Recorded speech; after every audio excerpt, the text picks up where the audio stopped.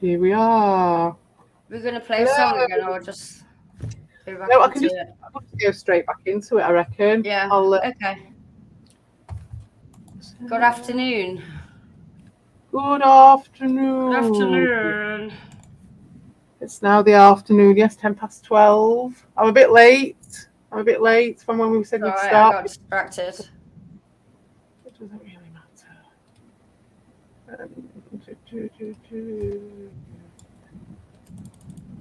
Okay. And we're back to an advert. Back to Mount Everest. Yeah, back to Everest Mysteries. Jacket. Let's just say this is the last waterproof list of videos that I think that you will enjoy. Oh, is it finished? It's finished. So we did his bit about. We must have skipped. We must have just played after we left. I must have just left it because we didn't get far with it. Yeah. Oh no. You were about there, weren't we? We'd see. No, they was talking about this guy who had pulmonary edema, but it won't be a bad thing to watch that again because we were talking about people doing. So here he is. Yeah, this is where we're. But we'll go the bit at the beginning so we can just hear about. Oh, so the thing about the therapy, yeah, and then this guy, Jonathan Sugarman. Right, here we go. He died at Camp 2. In the previous season, he had some problems with high altitude pulmonary edema, and it was something just that the year before he was training extremely hard to get back on the mountain and get some summit success. What a silly sausage! 69 years old as well. Like I mean, the stalwart. He's an athlete, and I mean, I understand you if you wanted to look, he's an athlete.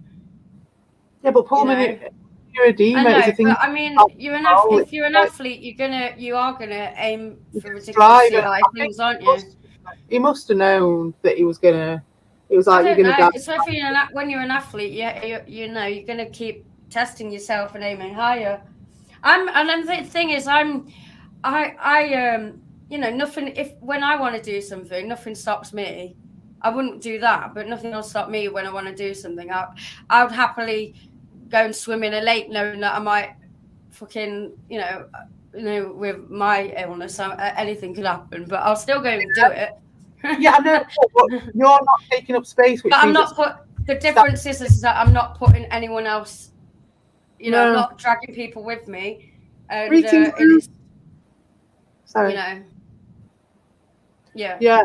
No, totally no. And for me, it's just that whole thing of like, even without something happening or an accident, you're already putting people's lives at risk just by standing in that queue, just by being in that queue, which is so ridiculous. And so it's like at 69 years old, you're going queuing up for hours in a place called the dead zone. So even any athlete, knowing that your body can only take so much, no matter what sort of athlete you are, at 69 years old, you've got to be thinking that there's a chance you're not coming back from there, a big chance. Yeah.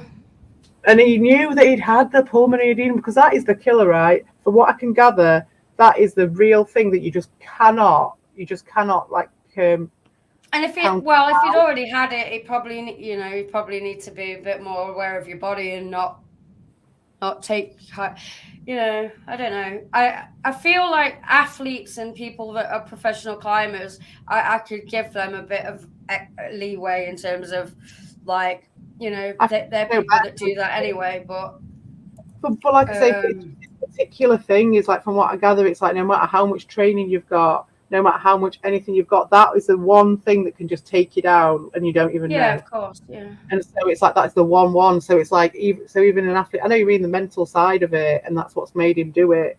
But I don't think that he's your average dickhead who just wants it for clout, though, is he? That's what I mean. No, that's it. It was his identity, you know what I mean? I'm not saying it for that reason. I'm saying that it's just fucking stupid, because my point being that, like, even the most, I don't know, you apply for a job or something, it could be the most easy thing, and then it's just like, oh, what's the history? What's your like history of heart disease? What's your history? It's more the people or companies or whatever that are allowing it.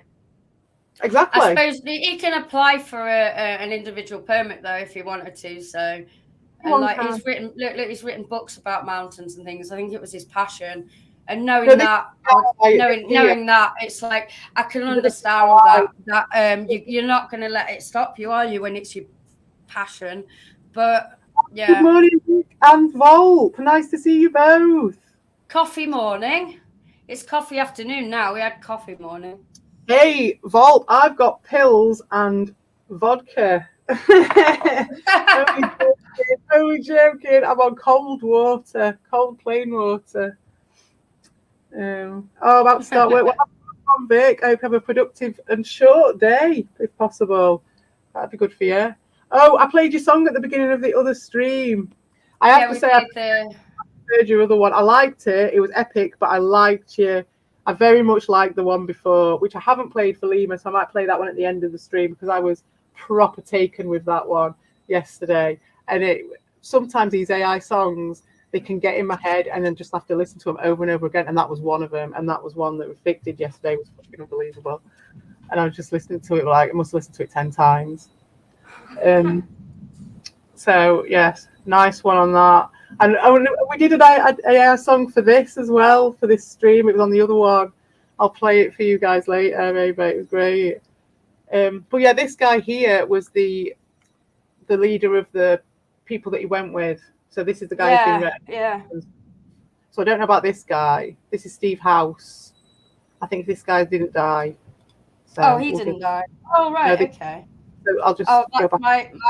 My mistake then. So this guy is like 69-year-old Jonathan Sugarman, and he died at Camp 2. So I don't know what the deal is with that. Like, did he go up and then get brought back down to Camp 2, or did he only make Camp 2 before the pulmonary edema took him? And that is when it just shows you that just.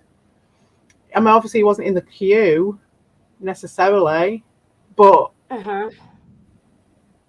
Right, so yeah, I think I got them confused then. This guy's not the same guy that died. No, he was just saying about he just went on to this other guy, I think the guy who led the team that he was on. See how we go now. Yeah, but still, it still stands. Your points still stand though, I think. Died at Camp 2. In the previous season, he had some problems with high altitude pulmonary edema, and it was something that he had struggled with. He was training extremely hard to get back on the mountain and get some summit success. His training regimen was with a company called Uphill Athlete, which is run by the stalwart, amazing climber Steve House, who called Sugarman a lovely person. Many tributes flowed in. He was a well-loved man, and his daughter and family described him as a highly experienced and passionate climber. In every climbing party, he was the steady voice administering equal measure of advice for health and life. And on May 16th, the fifth death of the season was Furba Sherpa. He was with the Nepal Army. How to set up a doorbell camera for free in just 30 seconds. Here you go, Vol. There's one for you. Surveillance companies don't want you to. There's one for you, mate. Campaign. Imagine the places you could stick those little cameras. 3 near the yellow band. His cause of death was listed as an illness, so I'm not really sure exactly what happened to him, but his body was recovered. And in a positive about the Nepal Army cleanup campaign, they removed a total of 35,700 the fuck that was collected. Soldiers, proper soldiers. It was conducted on Mount Everest, Lhotse, Annapurna, and also the mountain known as Barumse for 55 days, starting in the first week.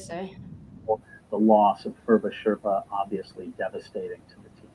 And a little bit later, I'm going to tell you about those Sherpa, the families that are being helped, the 13 children who lost a father on Mount Everest last year, and what's being done to help support them.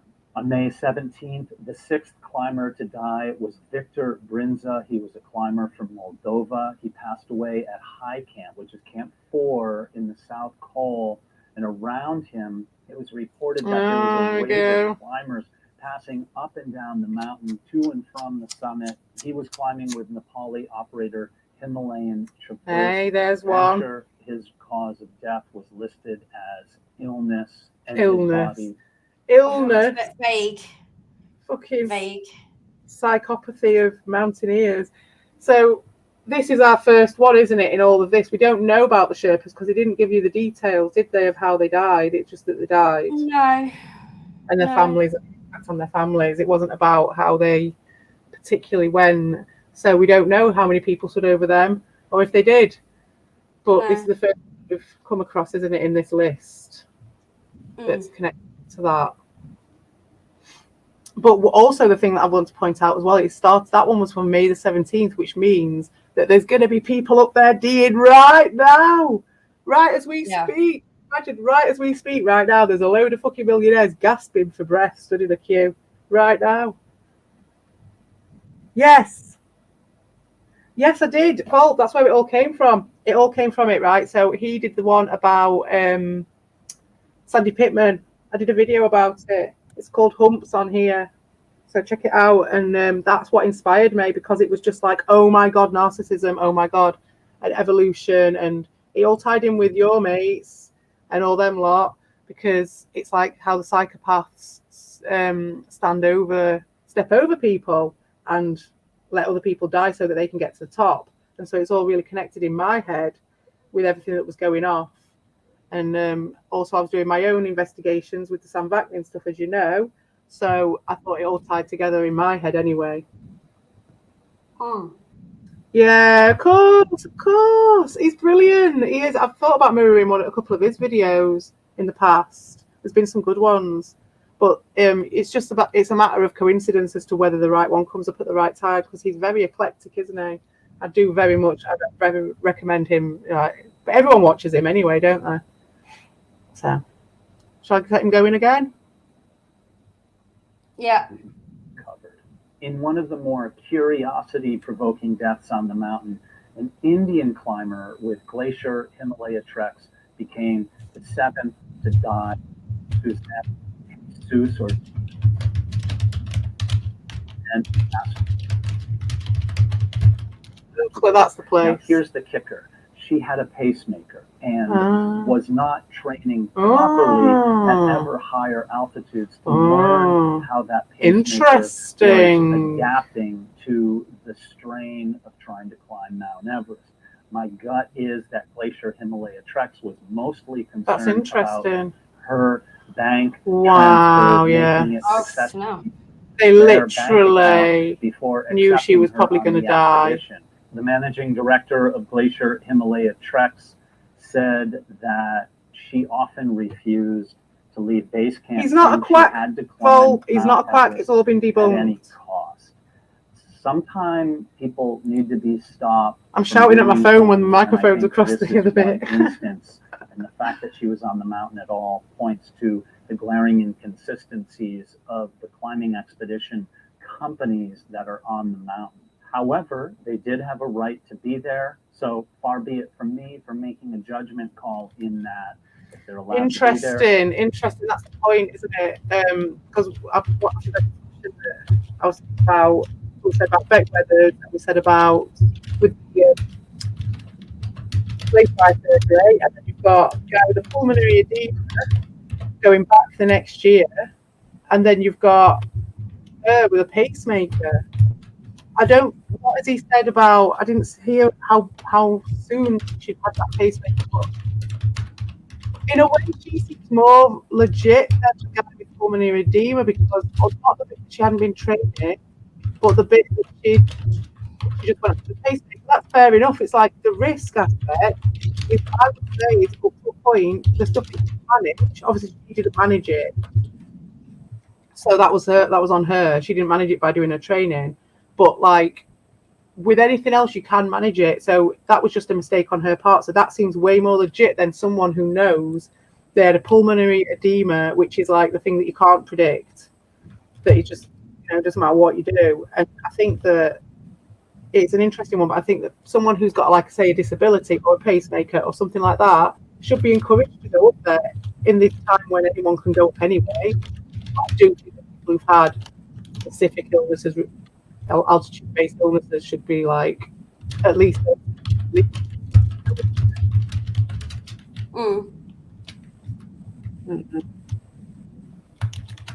Yes, it's true. I'd say that to some degree, reason for that. That's the tech.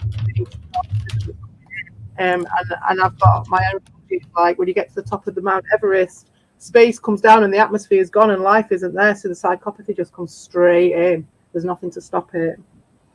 Yeah, I think there's the big narcissism stuff and people who've been diagnosed with it and all that stuff, and then there's putting a screen in front of reality, which is what we're doing right now. So we're already living in it.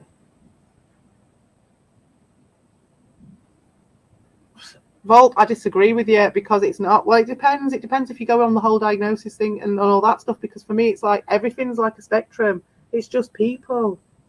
No, yes, I get what you're saying up to a point, but I think you're being a stickler on that one because I think there's the space for a bit of a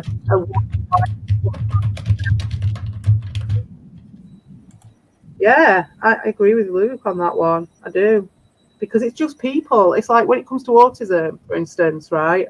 I'm not saying everyone's got a bit of autism in them, but everyone's a person. And I think that's where it's true. And so everyone's reactions are based on a human reaction. It's just that whatever the stimulus for that reaction is changes. And depending on how your brain is fucked up, or how your senses are fucked up, then that is a massive change what your reactions are, but your reactions are still human reactions, and they're still what anyone would be having under those same conditions, if that makes sense. So it doesn't make you a different type of person. You're under a different condition. Or is that just semantics? I don't know. Yeah, exactly. Like if you're gonna, like, for instance, if you see someone with autism who's like, it looks like they're stimming, but they're actually having a panic attack or something because they might have had like a big massive loud noise just go off for some reason and they don't know why or whatever, and they're just flapping. That could be the same as someone who's literally going, shit, I'm missing my plane, it's gonna go any minute, I'm having a panic attack, oh shit, and you're flapping because that's gonna happen. That's the same level of stress and panic that person's having over someone turning a Hoover on or something. But it's still like the same reaction, if that makes sense. Oh. Well, yes, I think there's room for two. There's room for everything. No, it's not. I'm not saying it's flexible. I'm saying it's broader. Fair enough, diagnosis services and things like that. Of course, I agree with that. You have to live in this world. You have to live in that world. So that's what we have to do. That's the way they've decided to write it up. It's the same as anything else. It's just that man thing, isn't it? Not man thing as in man versus woman. I mean like human thing, right? Just that thing of like we're gonna, time, for instance. Time is time, but 1 o'clock is different to 2 o'clock is different to 3 o'clock because we've written down that it is, and we know the difference between when the sun's there and when the sun's there, and there is a difference. But that time difference and those units have been described by man as a reflection of nature, but it's still our interpretation and therefore our structure that we've made, which is the same as a diagnostics manual or whatever it is. And so then I'm saying that there's still scope then for the rest of reality to exist outside of that as well. That's what I'm saying. It doesn't shut down everything else. Exactly, Lima. That's it. Exactly. Luke, I don't know about OCD. I think what OCD is a disorder, so no, we don't all have OCD. We might all have obsessive or compulsive traits within our personalities, but we don't have OCD because that's a disorder. So no, we don't all have disorders. Like we might that we use, people, there's a balance in different personality traits. Being obsessive and compulsive are traits that many of us have, but we learn to balance them through learning and life experience, and then some people are unable to balance those things because of their brain chemistry. That's the difference. And it has like an impact, which it has an impact. A massive and some people have more or less, like things like arrogance. We all have levels of arrogance, But if it's something that's prominent in your personality, then you know, then you're a cunt. But then it's all about the balance, and it's not always a disorder. There's lots of people that have disorders, but most of us, it's just all about balance and usually I get what you're saying. Experience. I get what you're saying about that, but it depends. It's what realm we're living in. Are we going to live in an entirely DSM this version, which I haven't even clapped eyes on? Are we gonna live in that entirely, or are we going to live in reality where that is a thing that lives in our reality, and there's loads of other stuff as well? So, like what Libra was saying, it's like for me, it's about lining up all those different factors that she just expressed, but then with all the different words that people use, and then you've got the diagnostics manual on top of it, and their words that they use, when actually it's just we're just trying to describe human nature, you know, which changes, doesn't it? Especially with the advent of technology. Yeah, but like narcissism is becoming more rife in society, but it's also a word that's being extremely overused by in popular culture.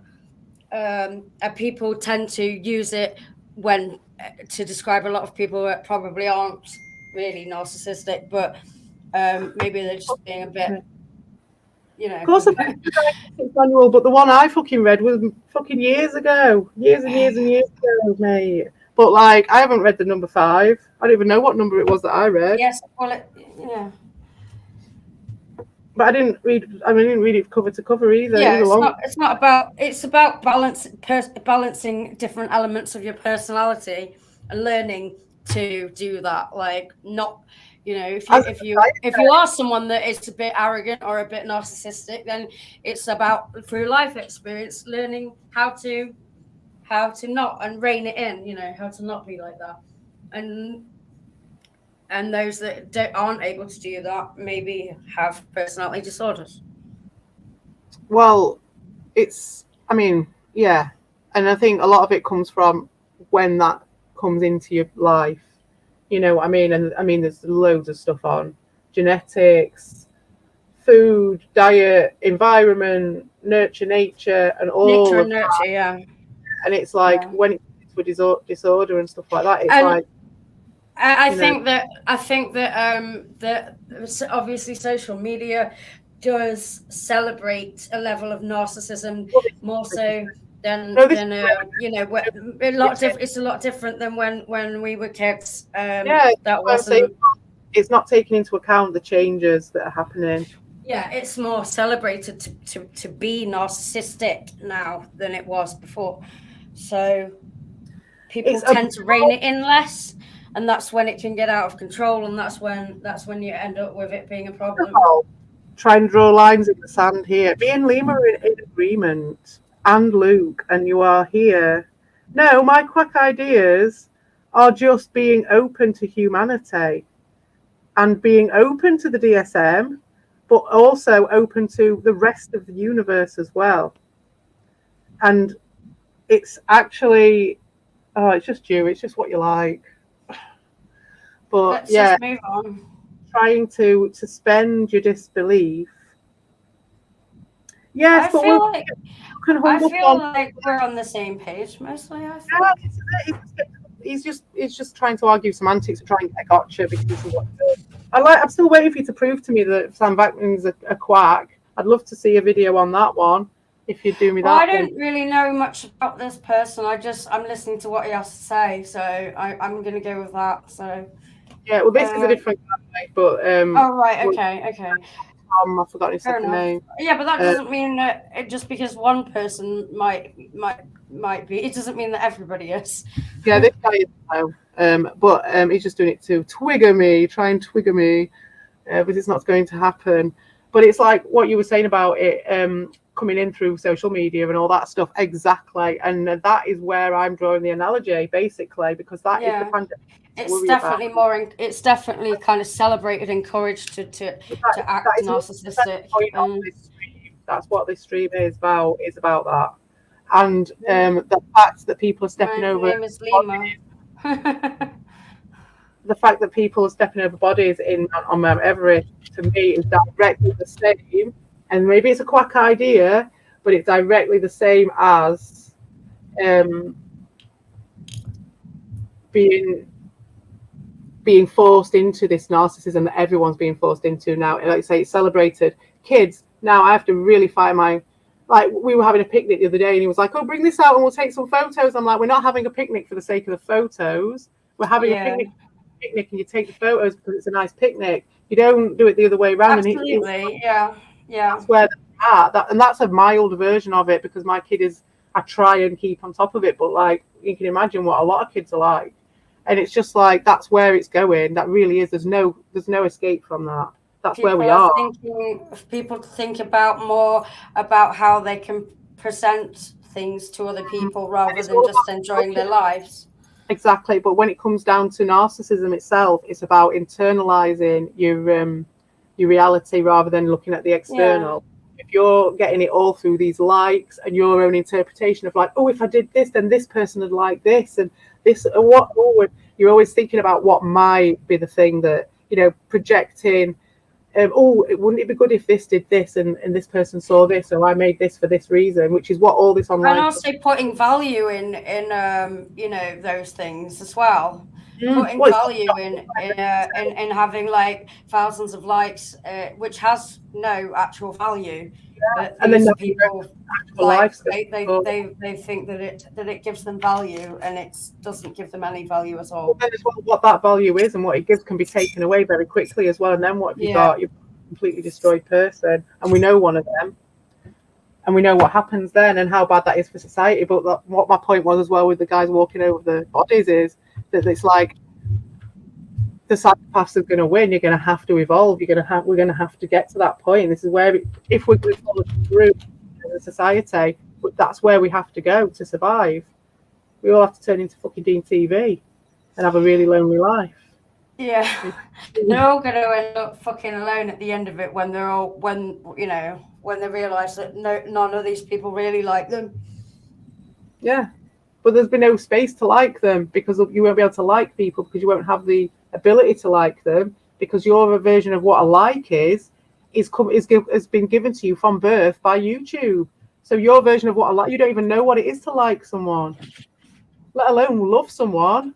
Don't pick on YouTube. Where are you? Where YouTube? Let's Red Bull. TikTok yes, feel free, Red Bull, to do with any dickheads that you might see around. Shall we continue with the video? Yes. So be it. But as I said earlier, buyer beware. She had apparently completed a trek to Everest Base Camp in May of 2022, and by attempting Everest, she had hoped to become Asia's first person with a pacemaker, oldest Indian attempting Mount Everest. She was a teacher in government primary school and promoted as head in one of the largest schools in her district. Super sad. People going without her now and in mourning and in shock that suddenly the person that they cared about and that cared by there. A climber from China, Shubin Chen, 52 years old, died near the South Summit. He was part of an international team managed by Nepali operator 8K Expeditions. That's what sources shared in a report that I read. And Chen was trying to change his eyeglasses or his goggles and to throw, as it says, his oxygen canister from the death zone. I'm not exactly sure what the situation was there. Probably ran out of hose and decided to chuck the bottle down the mountain. And fell down. Disappeared. His body was not covered. So people dying up there right now, Vol. Died, according to the director, the expedition. Right now. Right now there's a man guy going, help me, help me.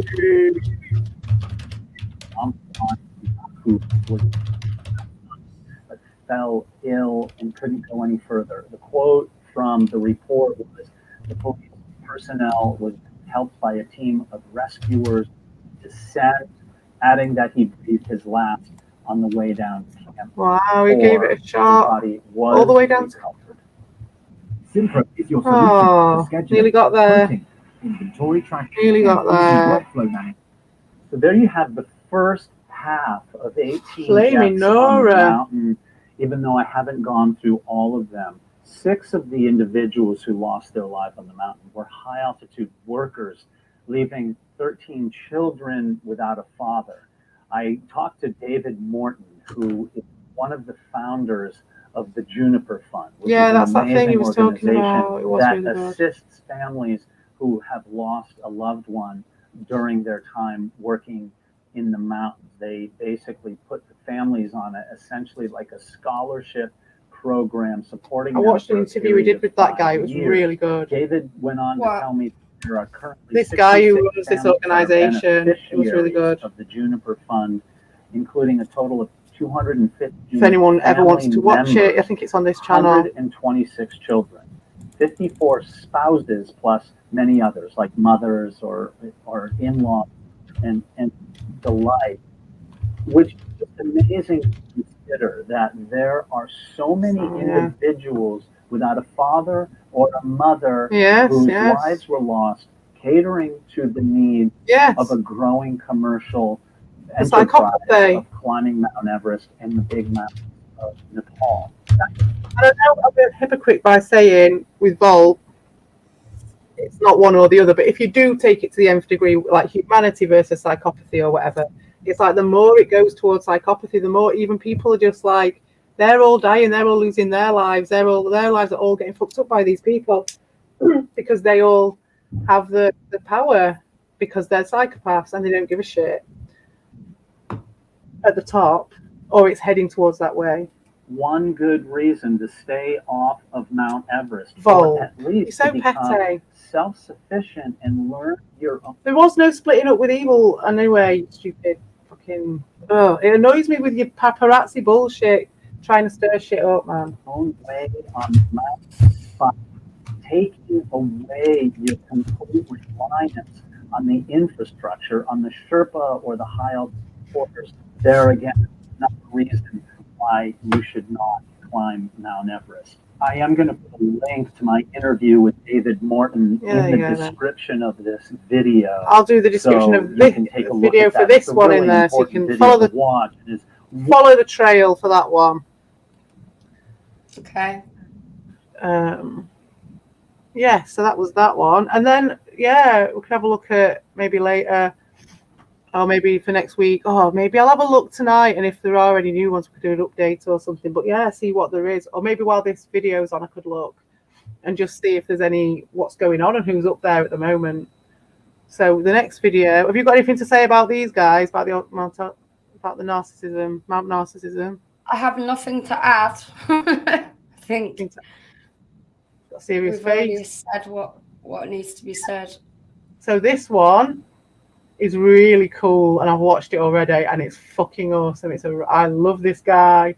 He's right good. He reminds me of what's his name?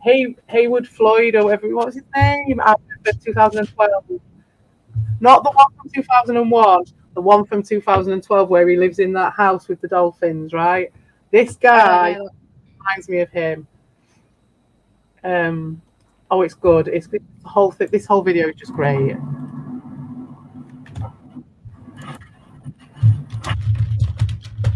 Oh, by the way, everybody, similarities. There are so many similarities. Now, we've already gone over it before, and he was talking about a lot of it, about the logos and speaking about people and like places, records and stuff like that.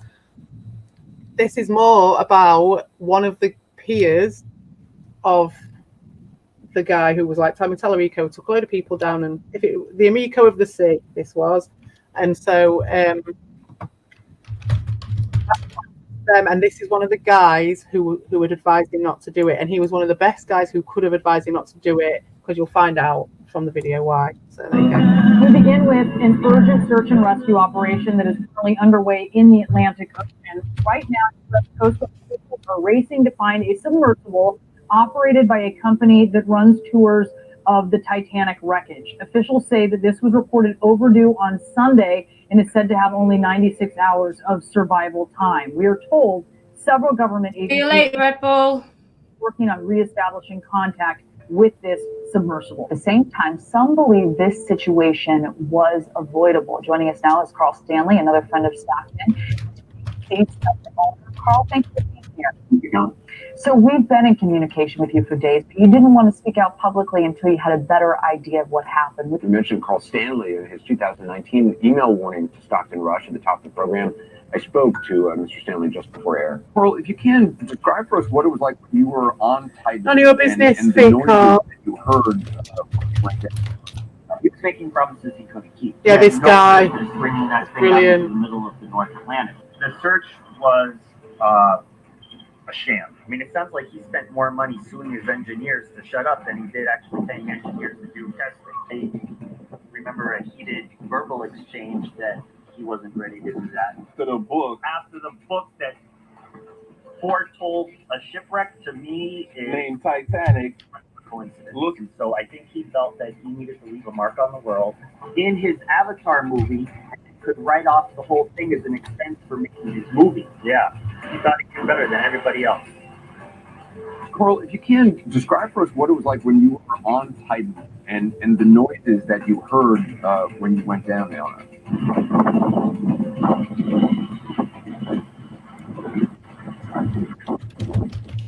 Guys, back here in Honduras, in Roatan Island, to get on the submarine.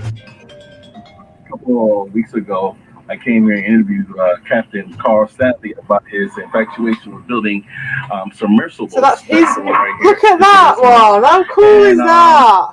How cool is his He gave me so much good submarine? information. He started building. Who would you choose to go with? He was 14 years old. He read a book when he was 9. Please watch that video. It's in the description. Like, if you had the it's very choice. descriptive about his passion. But anyways, he's become. So just before we start, remember what the Ocean Gate one looked like, and then look at this guy's one, and who would you choose to go with? And then you think about the personality as well of this guy versus this other guy who's a bit of a Tommy Tallarico. So he would have been charming, but he was very coercive. He was messaging people, texting them, trying to get them to like take these extra spare seats and stuff like that. He was cajoling and cultishly controlling people. Whereas this guy just, I don't know what his backstory is regarding his like recruitment of people, but wait till you see him. Like, it's like, why would you even go with that other guy? Like, I'm a super expert in Money. commercials. Big And money. probably, I yeah. would come see him based off of what has happened. And to Kind my of people surprise, he was attracting were others really commercials- big money type people. Point, good point, because that is what they do, isn't it, as well? And that's what Tommy Tallarico did, because like, why would you have gone after the YouTubers that he went after? Because he had Carl, do you know what I mean? One of the Opal Palace was like one of his fucking crew. Tommy Tallarico, like, they were getting amassing his little army. Similar to this guy. Yeah, so he'd go for the people who were susceptible. That's very something bad happened to it. Give me a second. Oh, okay. Oh, okay. Okay, the boat is this. Talking to Carl over there. All right, but this is like a boat / submarine, right? It's like a. Simpro is your solution for scheduling, quoting, inventory tracking, and easy workflow management. It's a boat with a glass bottom. All right, so here we are with the captain, Captain Carl Stanley. First off, how are you? Aye, Captain. It's been a heck of a busy week, and all that successful smashing my dock, so a little frazzled, but I'm hearing stories of helicopters. yeah, well, the relaxing part was a week ago when I was dropped off by helicopter in part of Oklahoma mainland where nobody had been up until about 8 years ago, and I have base camp there. That was Okay, that was the good part. life was simpler 2 weeks ago. Okay, Yeah, and Just a lot quick has trip in the happened since helicopter, then. you know. the day we got out, the That sounds so cool. What a cool thing to do. we It's have like, I'm that bored on this that week. sub. I'll just go into the jungle. yeah, deep dive over to Bahamas to the same depth as the Titanic. When you say number 2, he did the first one solo, and then he got. He is Captain Cole. He is. You're right. He is Captain Cole. This guy.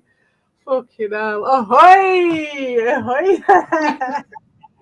And my first company who he had known since childhood with the company thereafter. Okay. Why you? I just have to ask, why did he choose to call you? Well, I reached out to him. I mean, I've known him for over 10 years. Right. And he, one of the other subs that his company runs is made from a component that came from the same sub that a component of my submarine comes from.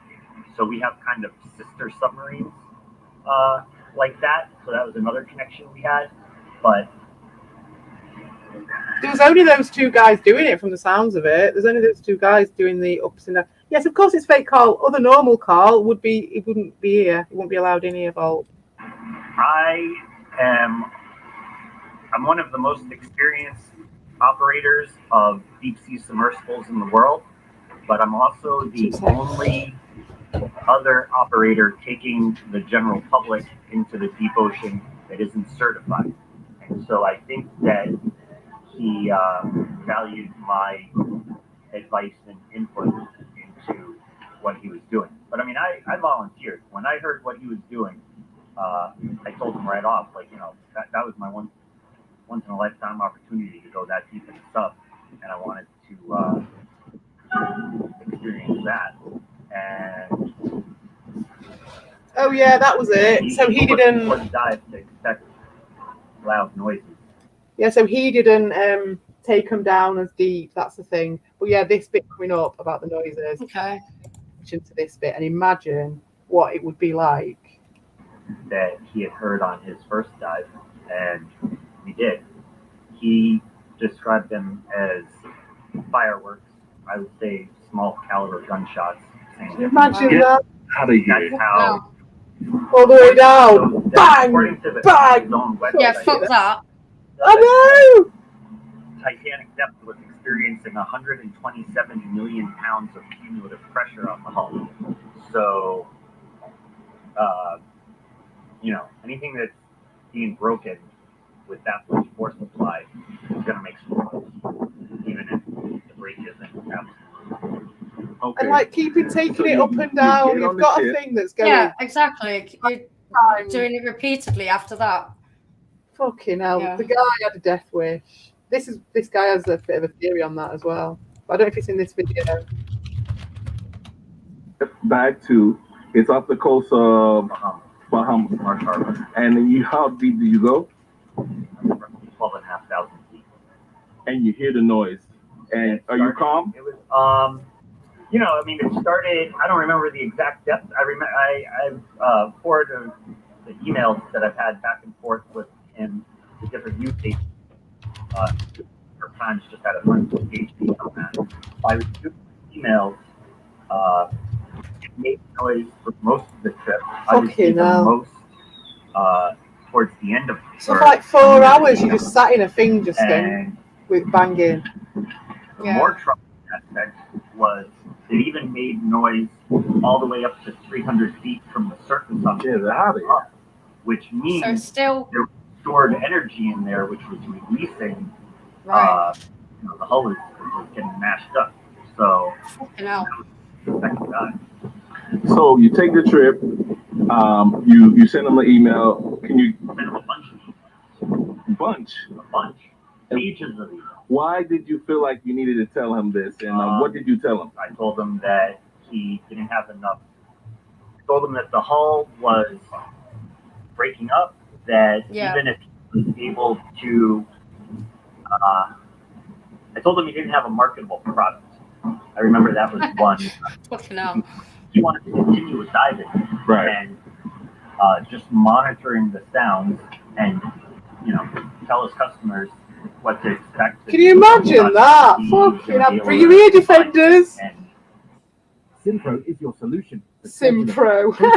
Inventory tracking and easy inventory management. Simpro. The way the sounds were so loud and how much people were spending to be there, I made it very clear to him I didn't think that he had a marketable product because people would not be willing to. I mean, for me, it'd be more like the fact that it is actually breaking up. Yeah. Like, it's not about the noise, it's the fact that it's fucking dangerous. And it's getting damaged, and then you're taking it down repeatedly, and each time it's getting more and more damaged. Yeah, and it means something. Do you know what I mean? Those noises don't just happen for no reason. That's the thing. So that's what you'd be thinking, wouldn't you? I mean, inevitably, I'm sure that undersea, you probably do get noises from the pressure, but like not like loud bangs and like it's, you know what I mean? It's in that small thing. Well, it'd be right next to your head all the time, and like all that time, and take your kid down. That guy has to sit down there. Just like a literal bangy clangy sub that he's like making all those noises. As soon as it started making those noises, I'd be like, "Get me back up there now!" And that's what I mean about the cult mentality. So that's the difference. Then this is the first indication of how these people operate in this way. Because like this guy's straight down the line, he's just doing it. He's a bit like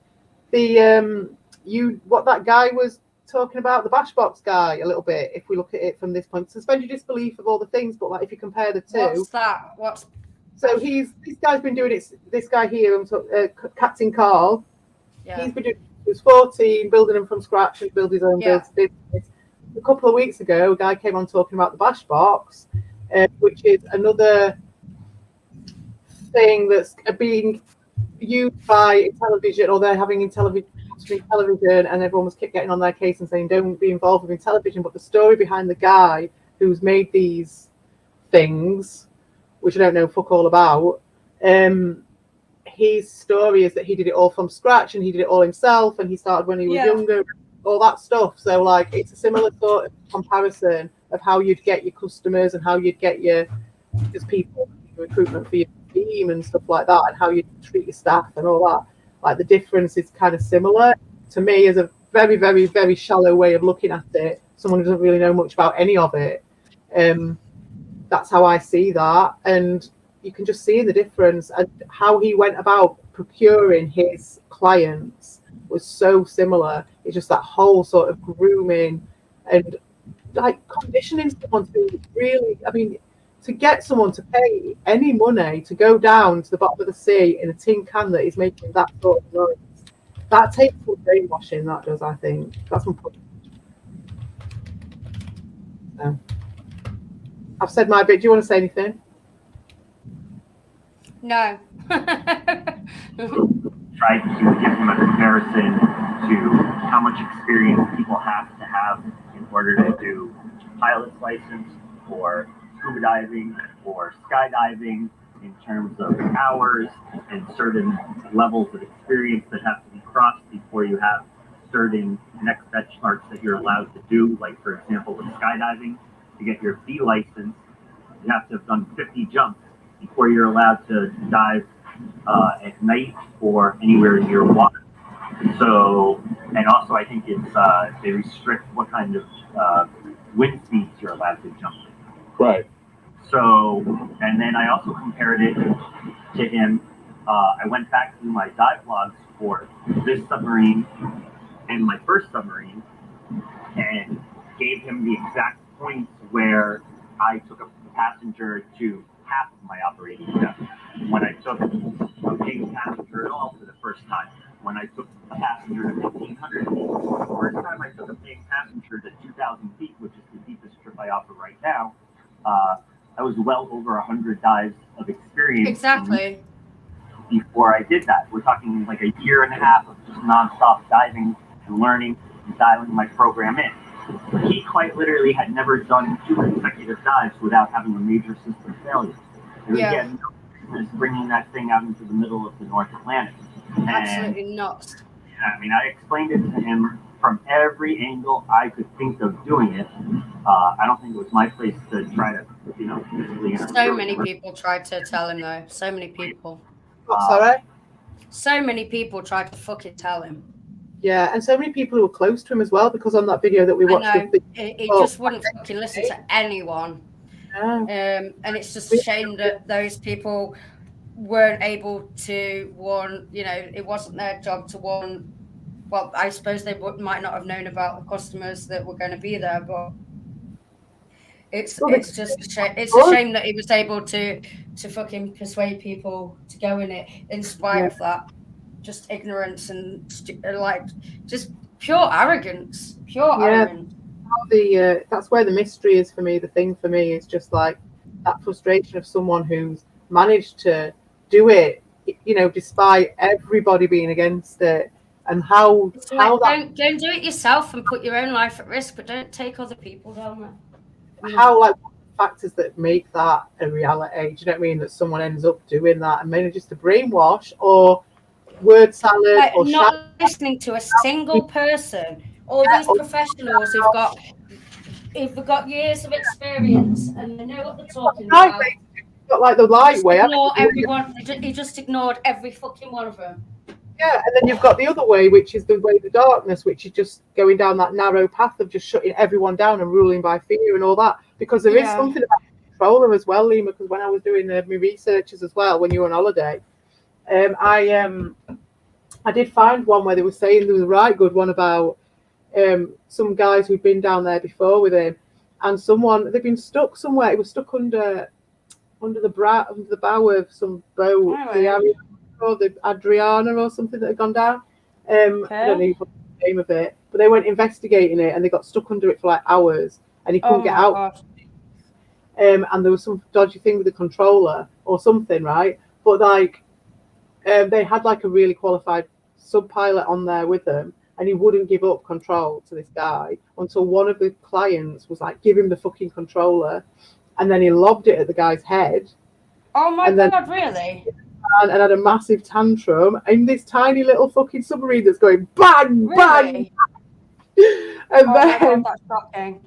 And then that guy finally got him out. Do you know what I mean? That's like, and that happened well before this. So he's like a fucking petulant child as well.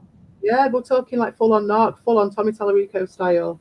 All the gear and no idea, just bought his way in. Like, obviously this guy had experience, didn't he? But it was nowhere near as much as this guy's got. Because he doesn't need it. I don't think he was totally honest with them exactly how much issues the submarine had, and that information was not really coagulated by all his former customers and whatnot, that they would have had access to information. Okay, what year was this? 2019. Okay, a few years back, and we had 2020 when everything was closed, and then now we're in 2023, and so fairly, it's been fresh in terms of him working on the submersible. This would have been their third season diving the Titanic. Wow. Yeah. So still fresh. Wow, man. What's your whole thoughts on everything now that it's all done in? Well, I think we need to. This investigation is going to. Every day we're learning more information. Right. And the more complete of a picture that we get in the last week, I've learned a lot more what kind of financial pressure he was under. The fact that he was giving away seats to YouTubers. He offered and he turned them down. That was recently. Mr. Beast could have been on that boat. And there was next couple. Oh no, Mr. Beast! Lost to society. I don't know, but they were out there with the sub, but I guess something malfunctioned. Didn't get to go all the way down. Obviously, there was not that much demand of people willing to spend. That's how simple it is, though. I mean, it's like it is the money thing. He's a man with money. He seems like it comes across because, like, if you're an average, he's just a YouTuber. You're not going to assume that this man that's invited you to do that is going to put your life at risk. You're going to assume he knows what he's talking about. He's got experience. He's got his website that looks like it's got fucking NASA on it and all that. It's got NASA's name on it. Yeah. So if you were to go and look at that, it's legit. You think it's legit, and you're like, yeah, well, this person's not going to put my life at risk, right? Yeah. Exactly, and then as soon as you take the bait even slightly, you've got him, from what it sounds like, ringing people up constantly then, like Tommy Tallarico was, getting on people's cases, following it up. The finger one thumb keeps moving, literally cajoling these people into it. From what I heard, I'll see if I can find some of them videos and like the testimonies of these people. And they were like, yeah, we just the fuck out of these people to try and get them to go down. And it's just like, so there is, although previously I said that I didn't understand the financial need because he's a fucking billionaire, but obviously there was there's a bit of a conspiracy theory going on here as well with this guy. Now I don't know if it's I watched this video because I was looking for it because I've seen a little interview with this guy, which was from a while ago, and he was talking about his theory about this guy having a death wish, and their company was actually in quite a lot of trouble financially as well. He's also from. I don't know about how it go down the route of saying it's got a death wish.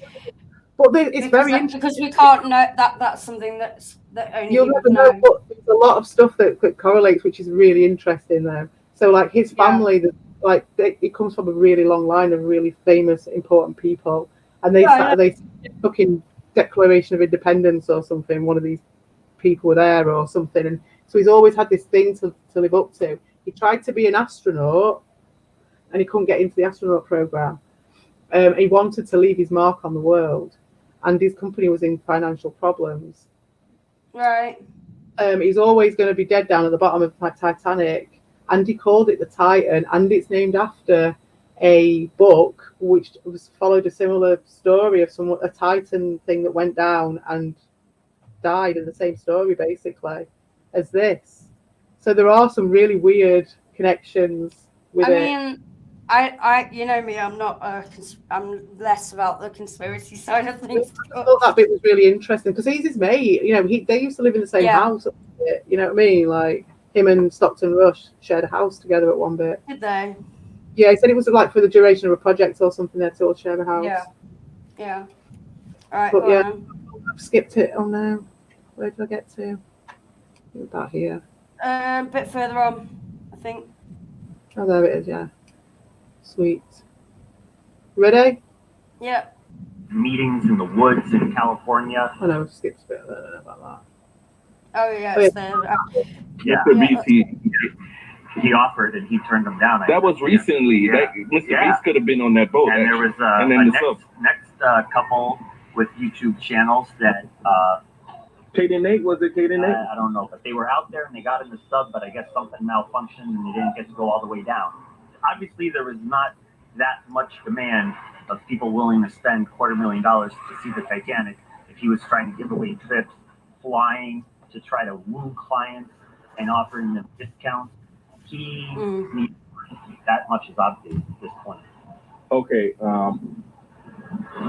In your experience, can you describe his personality or what you think he was going through he was very driven, and I think another part, I'm no psychologist, but to do a little junior napkin analysis here, he was from a very prominent family that this is what I've just said, yeah. Two relatives had signed the Declaration of Independence. Yeah, this is it. So it was from this story, it was from this interview. So he's group. But they had meetings in the woods in California where ex-presidents were members. There was a 30-year waiting list. You needed big money and big connections to, Reagan and Bush were Henry Kissinger. We're talking about the what's it? Grove Army, Alex Jones thing, Bohemian Grove. And no press allowed. And so he's rubbing elbows with these big named wealthy people, but I don't think he had that much money. Where he went to school at Princeton, one of the buildings was named after one of his relatives. But I don't think that he had if he was that wealthy, he wouldn't have taken on investors. He could have built this whole thing himself. He had even more. His Wikipedia page is half about just all who his relatives were. And so I think he felt that he needed to leave a mark on the world, and he was driven by ego, and he was in a tight spot financially, probably also exacerbated by the pandemic. When you say that, do you mean that everything that happened might have been in a plan, or? I don't want to go on the record as saying Okay, that. I won't. Okay. Do you feel like the search was a witch hunt, or it was necessary? The search was a sham. The way that the boat communicates with the sub is through sound waves. And yeah, so the army knew. I mean, the military knew, not the army. Military knew. Yeah. I think that. Yeah, Plus, carry on anyway. But also, for me, this bit's interesting as well. I don't think we've got a hope in hell of ever pulling it apart and understanding how or why or what role it has for me as well to tie it in with my thing. I'm looking at psychopathy, narcissism on a bigger scale. Like, how do you cover something like that up? What is the precedent there, which means that people just fall in line and go, oh yeah, we're just going to cover this one up and just do this? Like, how did that even occur? Instead of. You mean in terms of how he managed to bullshit people? How you shut people, basically how that turns back into how you shut people down, isn't it? How well, like when it's money and power, isn't it? It's money. Yeah, people with influence. With the search, it's like, who was funding that? Who was trying to cover it up? Like, who was doing it? What was the purpose of that? There must have been a reason for him to do it, because it's obviously from the start. So there must be a purpose to why that was. And for me, I think that's just really interesting. Sounds like a great distance. Whales can talk to each other 1,000 miles away. Oh, sure. 1,000 miles away. Boats passing when I'm 2,000 feet underwater. I hear the propellers of the boats going. I've heard it raining when I'm 1,000 feet underwater. That's just with my ear, not with something in the water listening to them. So, you want me to shut them up? Yeah. They're like playing with each other, but biting each other's face. They do that all the time. They're good friends, you can tell. They fall asleep. Nobody's touching them. Really? Yeah. Actually, the black one is relatively new, and the other one brought him home, and that was it. They're in love. Yeah. So my point with that is that when they were listening, they heard that. There's no way they didn't hear that. That was 120 million pounds of kinetic energy being released at the speed of sound. We're talking about 7,000. How deep they were? Around 12,000 feet. Not to mention the clicking and clacking and the binging and the banging of these fucking shotgun sounds that were going off all the way down. That was just like all of a sudden popped. Do you know what I mean? It must have got louder and louder and faster. Oh, God, could you imagine that? No, I don't want to. Fuck's sake. I don't want to imagine that. Like popcorn, isn't it?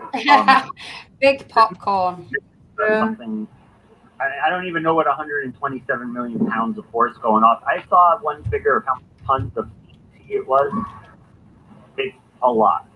Like enough to level half this end of the island.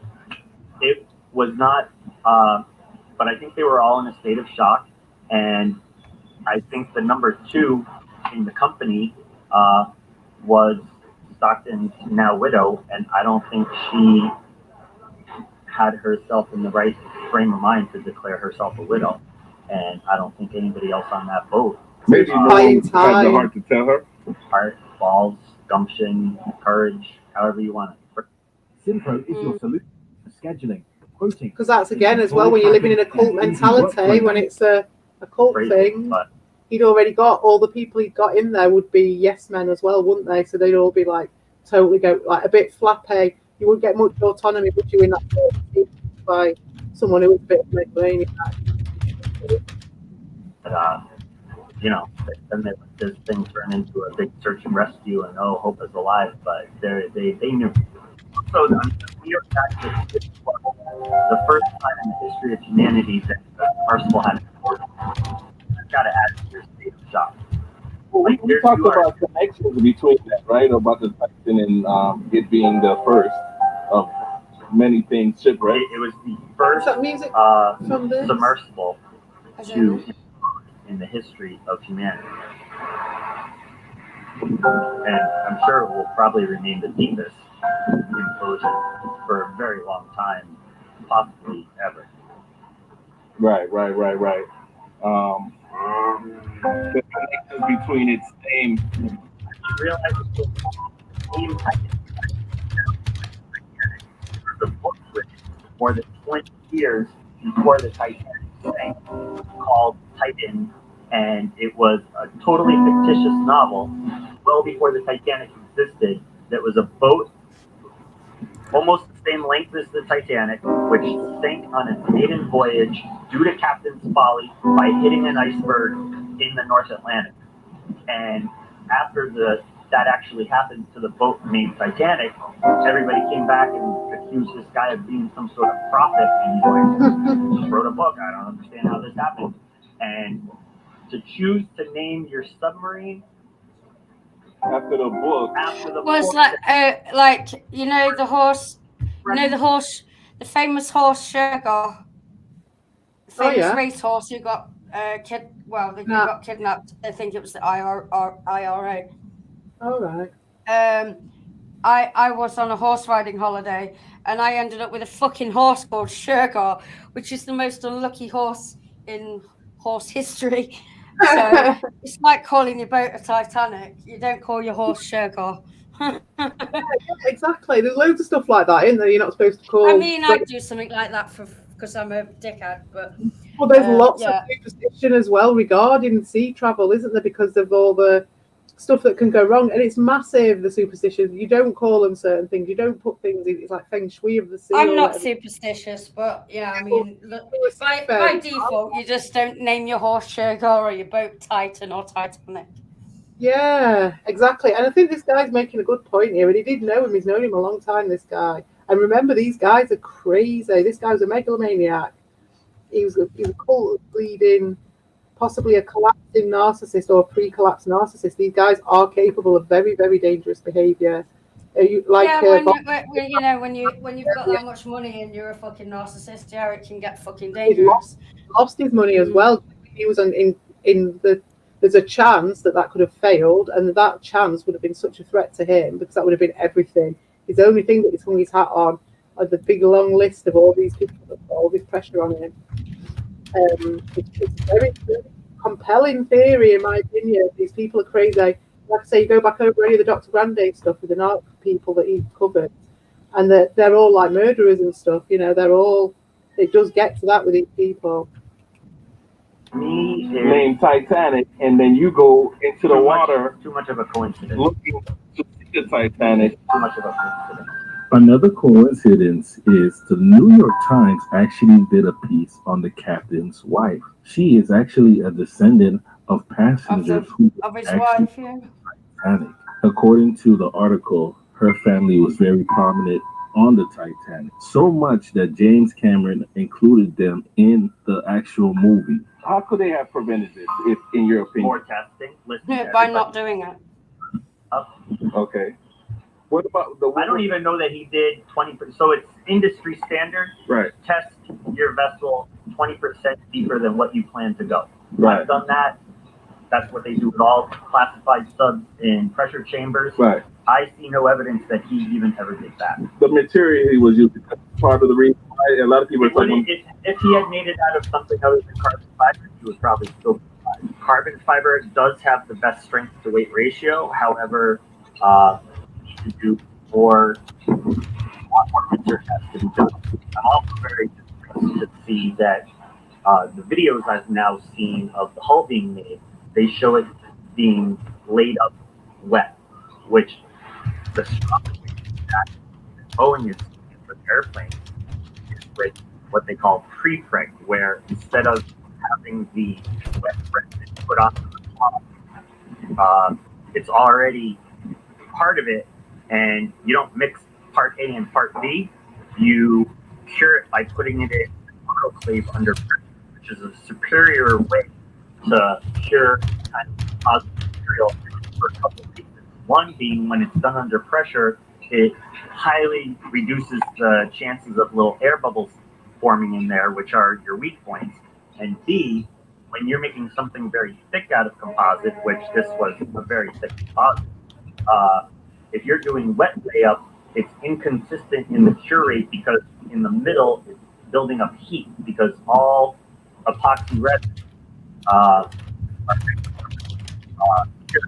Sure, putting off heat. And that would be nice to eliminate, which they do with pre-preg. But pre-preg is more expensive, and even though he told people he was using that, based on videos I've seen, it appears he lied. Hey, Ricardo and Y2K Nerd Boy. Right. Greetings. Okay. You mentioned certifications, and I think that's Nice to see for a you lot of people. earlier, They want to Y2K understand Nerd Boy. what is the process of getting certified, and could you speak on that? So certification for a submarine, the two major companies in the world that do that, one is the American Bureau of Shipping. They mostly deal with the Western Hemisphere and around Europe and that part of the world. Mostly they deal with Lloyd's. Those companies, it's like a pay-to-play situation, isn't it? Cargo ships. They're used to dealing with clients. Look at that bad boy. If it's $1 million, $2 million, that's a rounding error. Oh, blimey. Right. When it comes to something as low volume petri dish on water as a 2-passenger submersible, plus or minus $1 million, that's real money to me. Right. I have the American Bureau. I got the American Bureau of Shipping rule book before I even started building my first submarine. Yeah, you talked about getting into it around 9, reading a book, and then start building around 14, 15 years old. And I'm very familiar with what their rules are. My first submarine was an impossibility to be certified from the square one, even if I had the resources to do that, because it was so small. And one of the rules is the hatch has to have 1 meter of clearance above the water line. My submarine body was only 2 feet in diameter. So that would have completely altered the design. And actually my submarine was, because it had wings that came all the way around the submarine and the hatch was in the middle, it was more seaworthy. And, I'd actually gotten in and out of that in 6-7 foot seas. Right. So that was, my first lesson with probably there was a way to get a special exemption and show them like, hey, look, because I got the wings going all the way around and it's this stable and maybe I don't need a full 3 feet, but you're paying for somebody to make a change to a rule book that anytime that changes have been made to that rule book, it happens maybe once or twice a decade, right? And it costs somebody a lot of money. So in a tight end's position, where he was charging a little under 250K a seat. Right. Yeah. Could you have thought he would be able to afford to get? I know I saw something else where another expert chimed in that the real ticket price for what he was trying to do could have easily been $500,000 a seat. The amount of research and development that would need to be done, not even to be certified, but to be safe. The thing is, I don't think what I'm seeing now, I honestly believe that the more information comes out, we're going to see that he did a shockingly small amount of testing. It sounds like he spent more money suing his engineers. I can't find it, though. It is. Sorry, what are you saying, Lima? No, I was just saying that his research, the guy, he didn't do a lot of testing and research, and although he had a level of experience, but in this particular sub, he hardly did a lot of testing. I don't think. No. Well, it's evidently he didn't. Well, he was testing it as taking people down, wasn't he? Yeah, he was testing it by this testing was when he was taking people down and putting their lives at risk. Bell end. Yeah. Go on then. Hang on, I'm just going to go and grab more coffee. Press play. Oh, yeah. By the way, that phone call was, I have to go in like half an hour, basically. Well, in fact, no, more like 20 minutes. Okay. Well, let's get on with this then. Yeah. Paying engineers to do testing.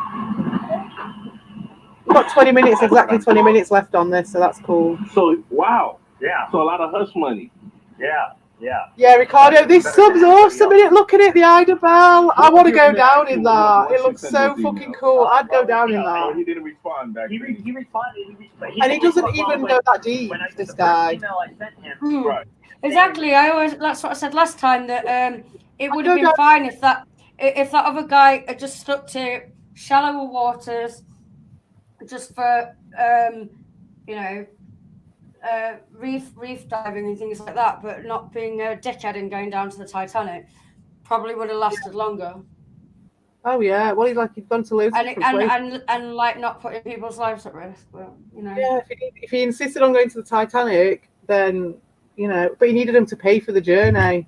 That was the thing that guy was saying, and also part of his theory was that taking a load of billionaires down with him just added to the whole thing for him. If it was that he was going down as a death wish and it was this like crazy megalomaniac thing, that stands to reason as well, doesn't it? I mean, or like a legacy. It's a theory, but again, it's hard to know really. Yeah, it's just when you see the personality traits of this guy as well, of how unhinged he was. Oh, he's definitely narcissistic, but I'm not gonna. The death wish thing is we can only theorize on that. That's all it is. Yeah. So we're part of a larger operation with close to 100 people there because of that, and we didn't have a lot of time to just sit down and have a private one-on-one chat, but we did discuss it briefly, and he did make changes. Fucking hell. The battery died, but we'll get back to the questions, and plus this book is real quick, so making sure there's no more accidents happening. So far, I would remind you to hit that like button and subscribe, because I am going on this shit, not today. We should watch the video with him on the boat. I haven't seen that one. And then it'll be another video. So we'll watch that. And you heard these noises when you went down with him. You waited a day. You wrote. This was the interview I was looking for. Okay. In this email, once you were back on land, you said, what we heard, in my opinion, sounded like a flaw, a defect in one area being acted on by the tremendous pressures and being crushed, damaged. From the intensity of the sounds, the fact that they never totally stopped at depth, and the fact that there were sounds at about 300 feet that indicated a relaxing of stored energy, would indicate there is an area of the hull that is breaking down, getting spongy. Well, that was coming back up still when when there was still energy being released, wasn't it? And he said he went on right at the beginning, like before it had gone down very many times. Exactly. Imagine what it was by the time they were going down.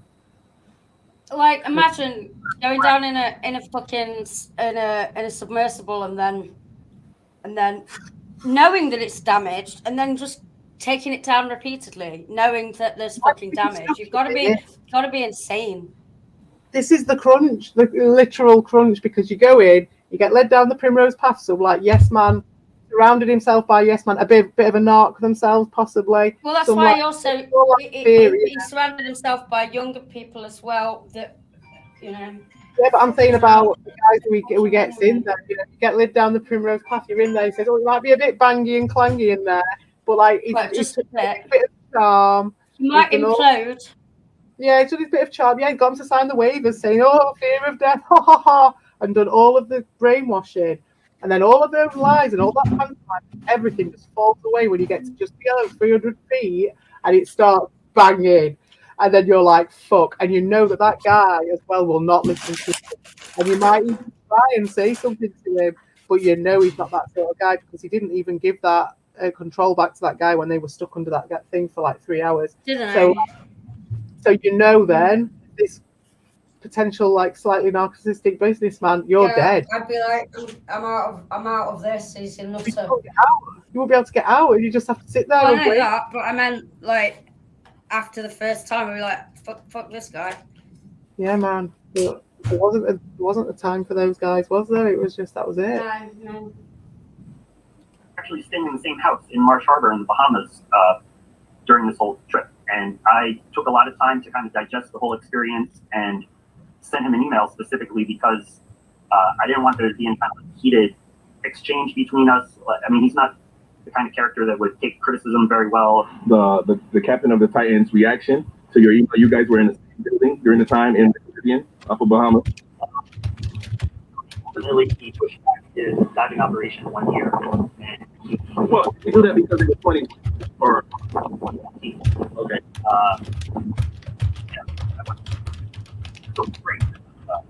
That's okay.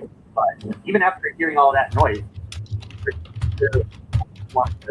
that year, and I remember a heated verbal exchange that he wasn't ready to do that, and there was more emails back and forth between us where I tried to press upon him that to apply a certain type of aircraft, they need a certain number of hours and a certain level of experience. Have a skydiving license of a certain. You need to pass your different scuba certifications. You need a certain number, certain hours, certain depth, hit certain benchmarks. There is no metric in the world that he used to make it sound reasonable that he had certain benchmarks to be ready to take that operation with that many moving parts to the middle of the North Atlantic. Why did you feel like you needed to say something though? So Ricardo, actually, you make a good point here about this with the pirate ships, though, because surely there is a load of shit around. Well, there is, and they did do, like his company did do like more shallow diving and for like educational purposes. So his company, from what I know, his company did do some of that stuff and did do shallower dives and for schools and things like that. And did a lot of good work, but he was obsessed with doing that, and he just wouldn't listen to anyone. But he was desperate for money as well. But he could have so easily just more money. There's other ways to make money, and you certainly don't need to put people's lives at risk. He just wanted to rush ahead with it for some reason. There was something that was pushing him to do it. Maybe it was just get as many turns out of that as possible. Some sort of time limit on it that we are not aware of. Well, his name was Stockton Rush. Well, true. Yes, very true. Another reference. I didn't really think the pressure hull was going to fail and explode like that, but I mean, ultimately, I thought he was, and the thing that was clear. And even last season, I mean, he was almost proud of the fact that he went out there and did less than half the number of dives that he had promised people he could do, because it showed that he was trying and willing to innovate. Like, got a bunch of people, like, and putting people's lives in jeopardy. Yeah. You got it. Yeah, like on one hand, he was trying to say, this is safe, that I'm not risking safety, but on the other hand, the waiver that he was having you sign, the wording couldn't have been any harsher. And he also, for all his not doing enough testing and planning and thinking ahead, he sure seems to have thought ahead about his waiver. As very specifically says that. Which would be, he put a hell of a lot of time into his getting of those people. Do you know what I mean? Just like Tommy Tallarico, that's why it stuck in my head, because it's just like that whole thing, that online thing, pestering people and just having a to do with people and things like that. So yes, I'll set it going again. Probably the easiest for his descendants or company members that still survive to deal with any kind of lawsuits there. And he also had the company split up into different divisions.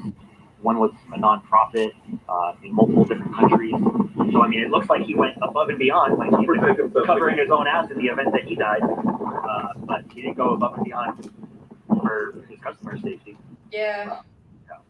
Now, because they were just, once he'd got their names on the list and they were going down, that's it. He'd be on to the next one, wouldn't he? Trying to conquer another one and get another one on his cards, or working on someone else.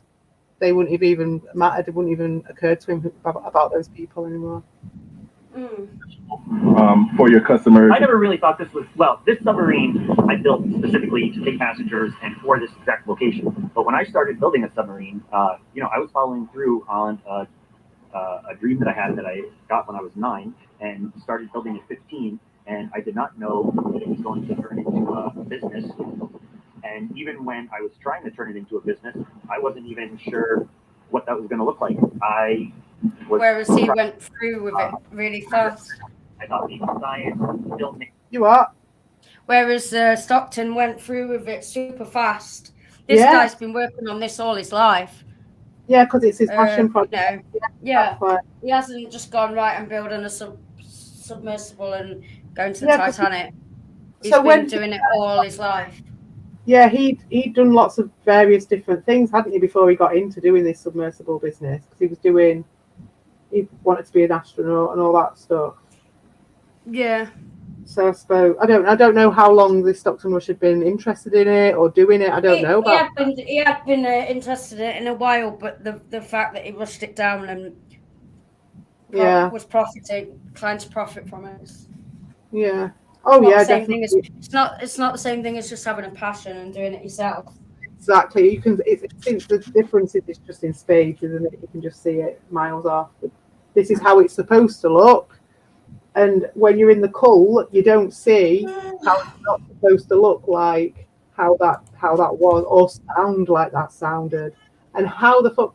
I mean, do you think people were just panicking on the way down all the way, but there was just nothing they could do about it? Humans are really good at compartmentalizing and pretending it's not, But if you know your shit like this guy, he would have been aware of what the sounds were. Some of those guys were engineers, though, weren't they? Some of the were they just some of the CEOs? I think so, but not the normal customers, but yeah. Yeah, so like they would know what those fucking screens said, and I think that kid knew what those screens said as well. Thinking tourism was just kind of the thing that stuck. How important is Which isn't, to be fair, I would say tourism is 90% of my business, but almost every year I deal with filmmakers and scientists. How important is it for you to have a safe submarine? Well, obviously I don't want to die and I don't want to kill anybody. That's your basic. That's your basic level. Very long. That's very simple, very similar to the whole you don't step over someone on a mountain who's dying on your way up to a mountain. It's just as simple as that, isn't it? And you get into all this stuff and you're just like, no, it really is just like in opposition to humanity, in my opinion. But none that ever resulted in any injuries. And over time, I've learned a lot, and I'm doing the best I can with the resources I can. And you can always do better if you have more time and money. Right. You gotta strike a balance, which is very similar to things that came out of Stockton's mouth. However, he wasn't even close to striking that right balance. How often do you do safety? Yeah, he was right off your vehicle. Everything on there is redundant. I have two very short checklists. One, before I go out on my dives, it's you can look at some side of the post right there. Right. Are the air tanks turned on? Did you switch out the oxygen? Did you switch out the carbon dioxide absorbent? You got water, you got towels, basic things that have batteries charged. And then the two most important things that are written there reminding me before I open the valve that allows the submarine to go down is the high pressure air turned on and is the hatch sealed tight. And to give you an idea of how safe submarines inherently are and how not to call myself an idiot, but idiot proof, I've actually failed to do both of those things in the past and didn't have if you forget to seal it, so you have to close the hatch. But if you close the hatch and you don't seal it tight, or even put a hole in it, what happens is as soon as you go underwater, the pressure seals it for you. But it takes a split second, and you'll have a couple gallons of water come in real quick. That actually happened twice with the first submarine, and the first time it happened because I was so excited to be diving in the conditions here. Right. And the conditions here are so much better than they are in Florida, where I had been diving. And but I was very angry at myself and kind of disnerved when that happened, and also the shock of having a couple gallons of water land on your head in a second. It's not what you want to have happen in a submarine. And that dive never ended up. Second time was actually only a few days after that, and my reaction was different. I was angry at myself, and but I didn't feel the same sense of danger, and my passenger, I think, picked up on that, and I had towels in there, and then looked back to him and was like, well, I suppose you want to go up now too. And he's like, well, are we in any danger? I'm like, no, I just did this 3 days ago. Like, it's like, you know, I can't believe it's so stupid. And this, how many years ago? You've been doing 25. this. Yeah. Yeah. And we actually continued perfectly fine with our diet. That's it in a trial and error. That's the innovative dish. Hey, Lima, you know this one, right? Some of those are up to 20. You know innovative dish, right? She's not there. What? I'm here. And a lot of them are in the 4 to 8 hour range. So by actual hours, I got to add it up. I was talking about it the other day. I'm going to go through my dive blocks and add them all up. I have like 7 or 8 different dive blocks, so I'll have to go through. But, you know, it might be coming close to 10,000 hours. There are very few people that have ever had or have that many hours driving this kind of craft. That's amazing. No, this is the real guy, Ricardo. So he was a peer of that guy, but this guy had been doing it forever for his whole life. Hey, up evil. Yeah, this guy is someone talking about the guy that imploded. Yes, after the event, and this guy's got this is not the guy that went down. This is a guy talking about him. Yeah, this guy's got a cool submarine. It's cool submarine. This guy's submarine. Like, this guy's not a dickhead because he cares about his customers. Mm-hmm. You know, we talked before, obviously, in the other interview, where you mentioned you have scientists come here, you have National Geographic come with you on trips. National Geographic, Animal Planet, Discovery, television shows from half a dozen different countries. So that's interesting because I know the whole idea of being certified is important to a lot of people. Mm-hmm. Why you instead of someone that was certified? Why do you think the National Geographic, huge company, would come to you? They don't have a lot of great options. There are. Right, good options. Well, so the BBC, they wouldn't work with me, and the sub that they took David Attenborough down in is, well, it's 2 subs on the same boat, and it's owned by Ray Dalio, a fund billionaire, who he has this oceanographic grade ship. It actually used to be owned by the French Oceanographic Institute. Right. And they retired it because they couldn't afford it, and he bought it. It was wrecked. Hey, no. He bought it, refurbished it, and operates it as a private vessel. Actually, now he even retired that and got a bigger, better one. Money's no object to this guy. Right. But he does get a tax write-off if he has scientists on board.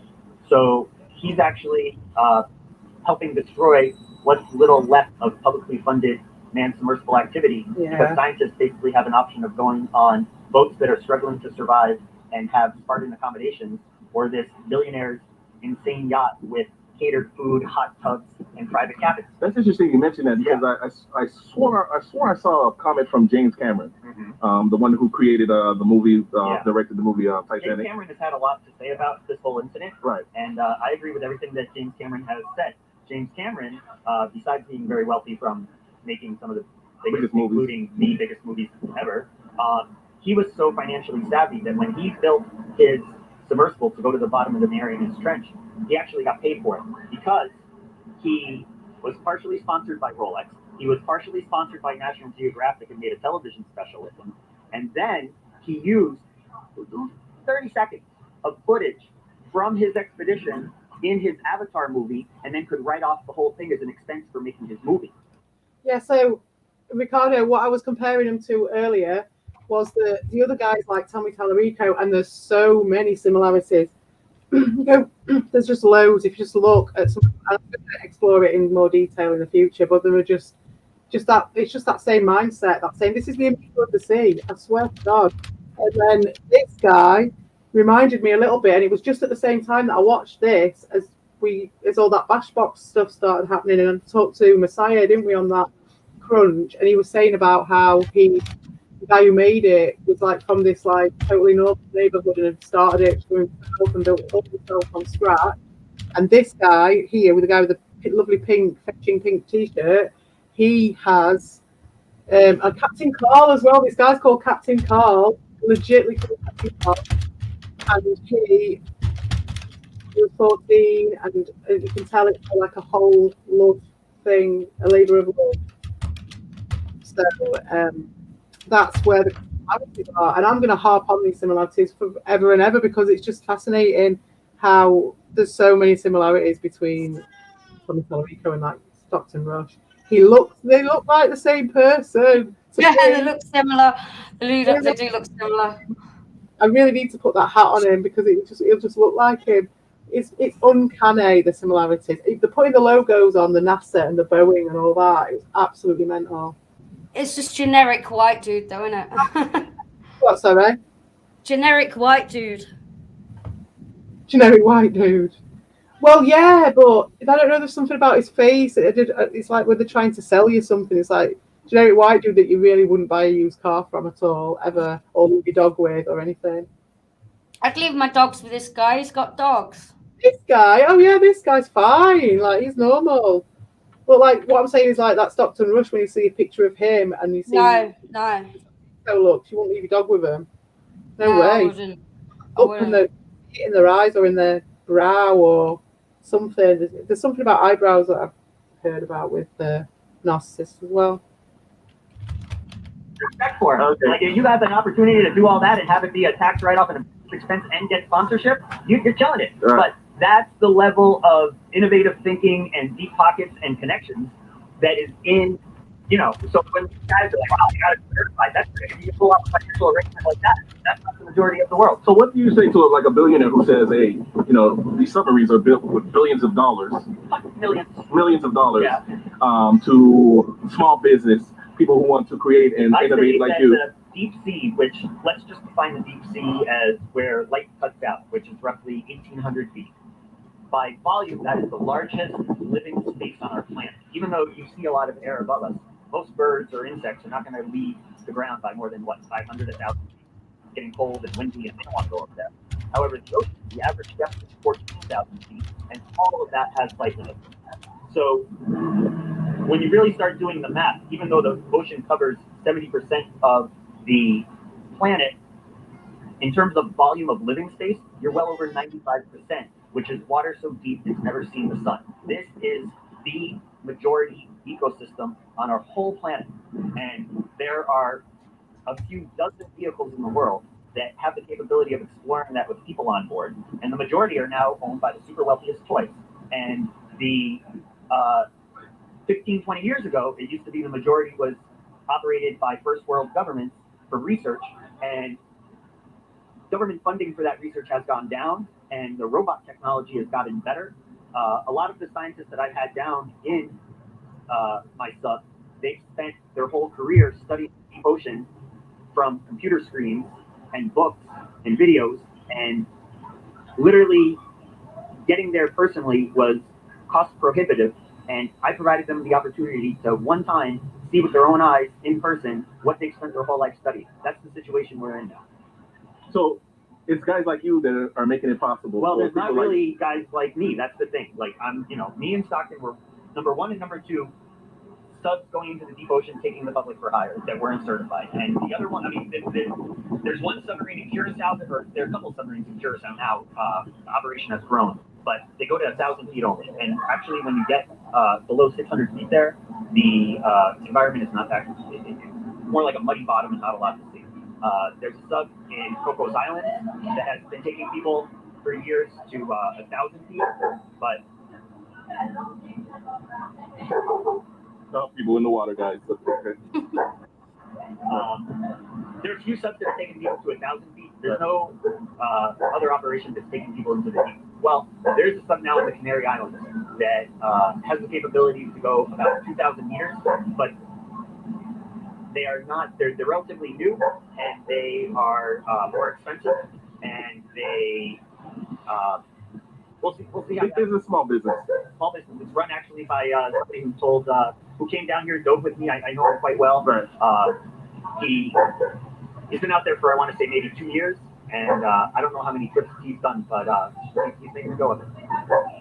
When I think about you guys, I'm thinking about an opportunity that I probably wouldn't be able to get if I were to, because financially I don't have that type of money, $250,000 to go traveling. Well, even Ocean Gate doing that for $250, that was a rare opportunity. If you can't just buy a seat on the Chinese deep submersible or Alvin. Those things are hooked up by scientists years in advance, and it's all about grant money and that your proposal for specific research is approved. It's very rare that they even get journalists down in those vehicles. I think we got it, guys. Like I said, I am going on this trip, so don't miss that subscribe today. And I want to ask you a question. Well, what can you tell somebody who has a dream to do something amazing like you had a dream at the age of 9 to start something, and now you're here, and what can you give people advice? I mean, in my case, being stubborn and persistent and doing your homework and the hard work paid off. I want to thank a very inclusive interview on his thoughts on what happened. Do your research and not putting fucking lives at risk. It's fairly simple. It's easy, isn't it? It's like when you see the way this guy's done it, and it's just the natural way that it goes. Yeah, don't rush into things that are bigger than you. Yeah. That, especially when every single person in that field is saying don't. Yeah, and run into some sort of weird timescale because there's obviously some pressure that's obviously pressuring him then. Yeah. There's something more to it as to why he went and rushed into that. Like, it's just fucked up. Something else. Yeah, maybe it's money. I'd say wherever this dude is living, it looks fucking beautiful. Doesn't it? Just like, look at that. Like, I just look at that cool construction that he's got made out of cool like sails and stuff. But it's like, what was that thing that's going to override your natural instinct to preserve your life? Yeah, I mean, isn't it? Yeah, I don't know. I don't get it. So is that the end of that? Have we got to the end? Yeah, pretty much. It's history, dealing with the Titan, and that was it. That was it then, yeah. That's the end. So that was that. But yeah, conclusion, it was the same. Just that the guy. There's obviously something going on with that guy. He's with level of narcissism, and then something driving him financially. Driving him a time scale. Did he have I wonder if there was a date, because with Tommy Tallarico there was all the dates, wasn't there? There was like the death date and not the death date. I don't know about that. I don't know. Numbers on the calendar or something that he's promised someone else or trying to impress someone above him. That's what sort of drives those people sometimes. I don't know. I think that he was deluded and convinced himself that he was being innovative and was willing to break rules. I think he was just delusional, obviously passion. Delusional. Passion becomes delusion. Then when something else. It's just bizarre that someone because he did have a lot of knowledge, and it's weird that someone with knowledge would then go and ignore everybody else that is respected in that community. Because it is like saying, fuck you, I don't care about your opinion, when you just completely ignore all of the other experts. Including your own friends and people who've got no reason. Yeah, some of which are your friends. But it's like saying that you're going to be going down. What was it? The delusion that you're going to be going down and being like pushing limits and being an innovative person, but then there's that delusion of just telling someone that your thing's not going to crash and burn when it's literally banging right in front of their face, and convincing someone to put their life at risk. Because how many people warned him? It's so many people. We've heard about, or first I've seen, but I don't do much research, but about all this stuff to do with fireworks and the banging and the noises. So that was all obviously quietened down and covered up and word saladed out in its own respective way. Or it's just lying about it and saying that it's normal. Yeah. It's normal. These. Why did they? This guy says, well, when I heard that noise, I knew what I was hearing, and what I was hearing was the hull becoming extremely damaged, and so, but he's still going down himself lots of time. The other guy's going down himself repeatedly, knowing that. instead of waiting and maybe wait until you've either the level of vision that goes beyond. I'm assuming it's not damage that can be fixed, because you'd have to create the whole thing again. I suppose that you go down and it's all right. You can convince yourself. Maybe it's easier to convince yourself. Maybe because we are very good. Humans are fucking really good at compartmentalizing and avoiding truths. Yeah, but I mean, to that point, to that level of like, that's why it does sound feasible that he could have had a death wish. It does sound that, because it's just crazy. It's possible, but I'd be careful to go down that route, purely because we can only. I'm all over that shit. I love that. I know you are, but like, I mean, we can only theorize about that, though, and I love that shit. Have a beer and talk about. We can never know for sure what he was thinking. It doesn't matter. None of it goes to a hill of beans. I'm never going to go down in the Idabel. Do you know what I mean? It makes no odds. It was, we could talk about anything. So on that note, actually, we do have something else to talk about, don't we? Which is our palate cleanser. Unless you've got something else to say on this. No, I don't have anything to add. Weren't you going to play those other songs again? Oh, I was going to play the song. Yes. I don't know where it is though. Oh, if you haven't got it, don't worry about it. It's on my pseudo thing. We were going to do Crankies or something, weren't we? Maybe that's the next thing I was going to do, but I was going to go on to play the song that me and you kind of did this morning. Where's it gone?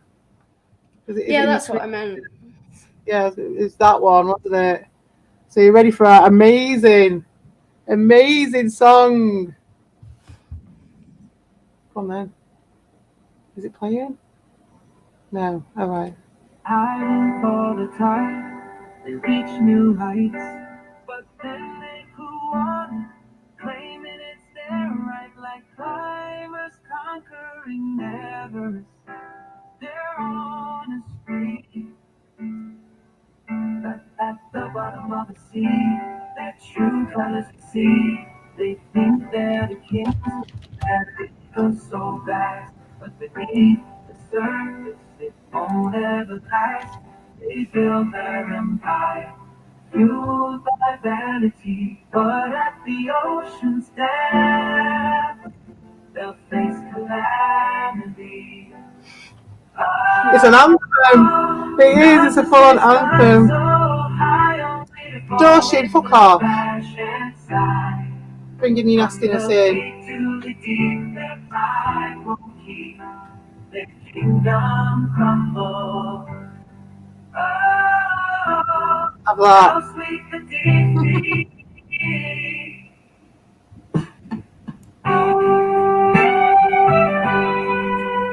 How sweet the defeat, Dorshin. How interesting.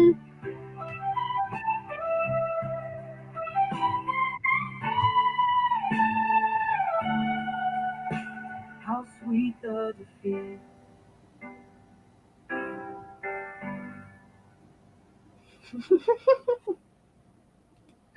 There we are.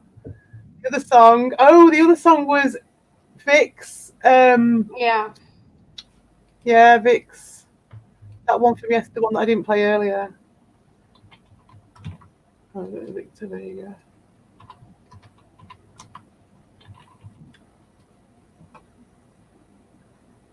Yeah.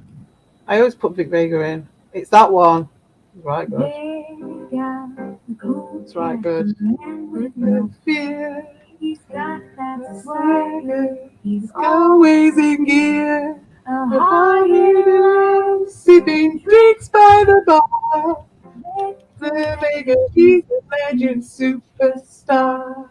He's got Through the city with a confident stride. never afraid. He takes it all in his stride. I love that bit. It's my favourite bit. And a cigarette in hand. Victor Vega, The smoothest in the land. Vega's got that vibe. So smooth and so Oh, now you're bringing your nastiness. That's not the real Judge Judy. He's always up high with a smoke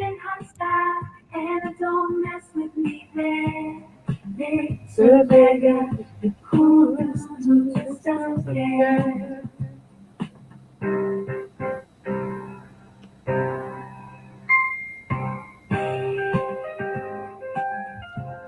It proper got my imagination yesterday. This song was so cool.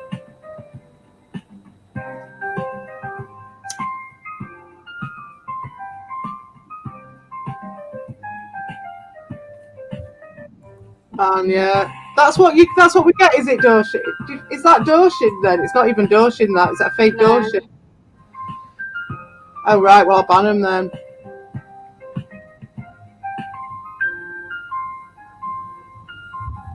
That's calm. I don't know what to do with it.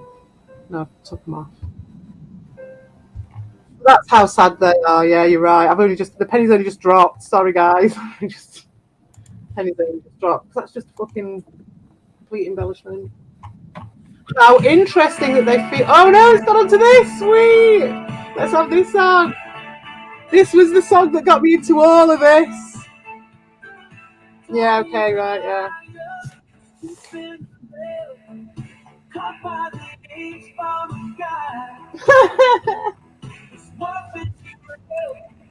Wasted millions, then life so full. Now he's left out in the cold. CEO no more. Time is stepping down. He is stolen. His reputation's drowned. Thought he could see.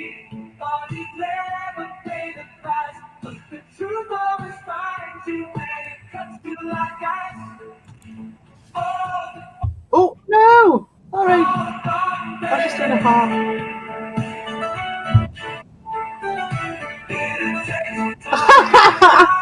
See, this could be sung about Stockton Rush, this. A disappearing without a trace. What? I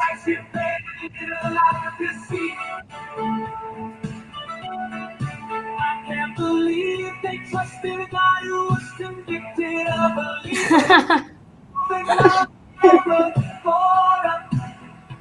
they trusted Tommy and get the order.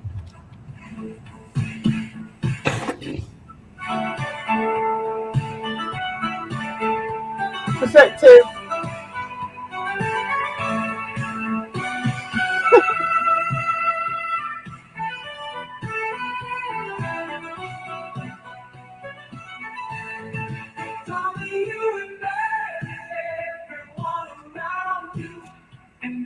Oh, I keep pressing it, sorry.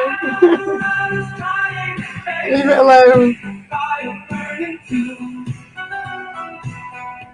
Yeah, feel free to ban whoever you want. That's what you've got them for. Except for me. Yeah, you've got a big one there, you'll be alright.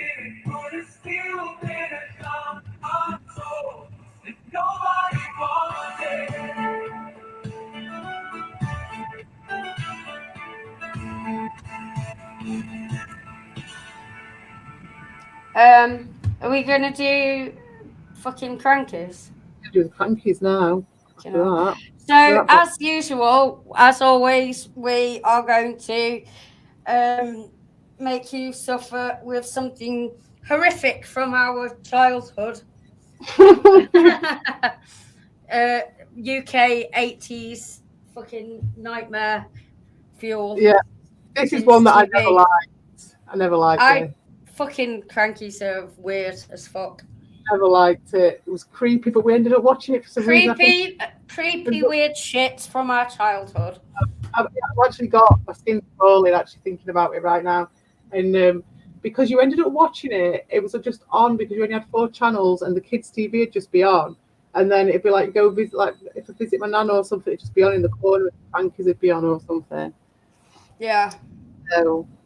Yeah, we're going soon, though. I'm going. Well, I suppose. So yeah, this is the last thing. So, thanks for popping in. Here is some nightmare fuel for you. Oh yeah, it is. It's his favourite part. What time are we on? Oh, it's just that little bit too early for him, isn't it? We should have. Yeah, we started early for Dawson. You see? Yeah, we started early for Dawson. Yeah, that's I why got up at fucking like. straight after the school run, so I was all flustered, and then we were like, we convened, but we could have started a little bit later, so maybe next time we'll start midway between how we started this time and how we started last time, because I think last time it was like 3 o'clock in the afternoon, and this time maybe we could go at, I don't know, find a way of doing it. Right, so we're ready to go with the crankies. It's only a short one, this, but we could do a little bit more on. Miller just lobbed a message way over Jones's head using some technical jargon.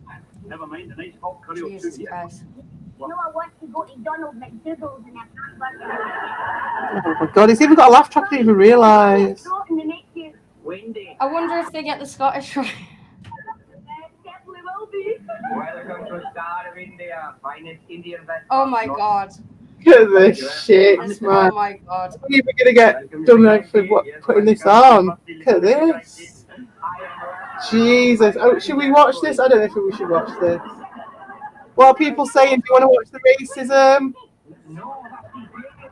Oh no, I mean yes, because it's just like horrific.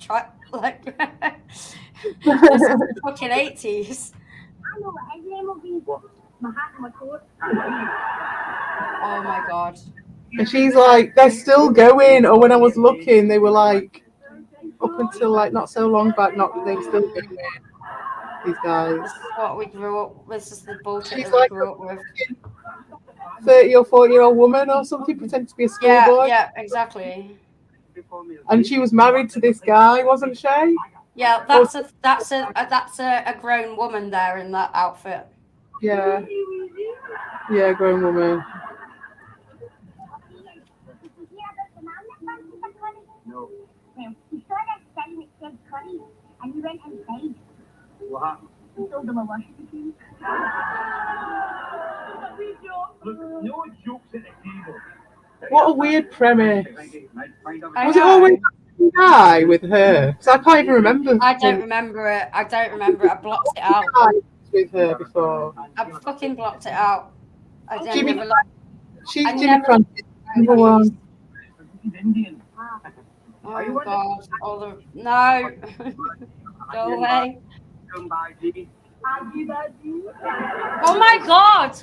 This is what we had to put up with, guys. This is Oh what we my had to... god. This is terrible. This is 1987. This isn't that long ago. It is that long ago. I suppose it is that long It ago. really is. It's 40 years ago. What? 35 years ago, something. Fucking crankies. But when I was looking at that thing, it was like at least 2010 or something. Oh my god. And I saw that live This show or is something. so fucking bad. 60 years old or something, you know what I mean? Wow. Like, even, It's just this is just full of like racist jokes. I don't know if this is just one. I don't know if this is just I one. don't remember it being example, like. or if it's I more don't like remember it being this bad, but I mean. I don't know why someone's uploaded it in there. Do you know what I mean? Like, I just Yeah, picked yeah. the one that said 1987 on it because I knew it was an old one. That's all I looked at. We'll have to look at another one and see if it's all this bad. I'd rather not. I need to compare and contrast. Oh yeah, Bannon, mate. Bannon full on. How many fake accounts does people? Oh, welcome ridiculous. to here. There isn't a name for this place, but there's lots of alt accounts in it. I don't understand people who put the time into doing that kind of nonsense, but whatever floats your boat, mate. They're just like Ricardo says, Extremely literally, and they really are. One of these guys is actually ringing Ricardo and leaving obscene messages. Really? And getting his kid to do it. He's got an underage kid who he hasn't even got access to properly. And on the time that he does have him to look after him, he gets him to make obscene phone calls to people on the internet, to grown men on the internet. That's that's crazy. And then shows them online. Something wrong with these people. That's the people who are doing these alt accounts right now. Right, I'm gonna go because I've got shit to do this afternoon. Now it's getting later. It's the end of the I've got. Yeah, that's it. There's only one person obsessed enough to do that in the room. Definitely. Well, guys, thank you for coming. Thank you. Thanks for hanging out. Yes, thank you for coming to Narcissist. It's good to thank you, Lima, for coming back to us. No worries. Scared off by Ricardo. And thank you for coming and being part of it. And we'll do it all again next week if you're up for it. Yeah, of course. Okay.